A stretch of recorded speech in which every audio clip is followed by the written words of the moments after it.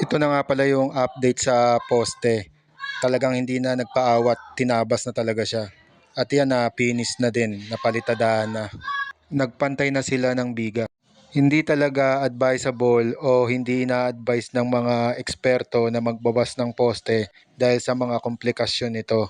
Magkagayon man, may mga bagay na ikinonsidera bago na pagdesisyon ng tabasin ito. Bukod sa rason na ibalik siya sa original na disenyo o plano, may ilan pang bagay na kinonsidera. Maraming nagsasabi na bawal itong gawin, pero may mga pagkakataon na hindi lahat ng binawasan ay hihina at hindi naman lahat ng dinagdagan ay lalakas.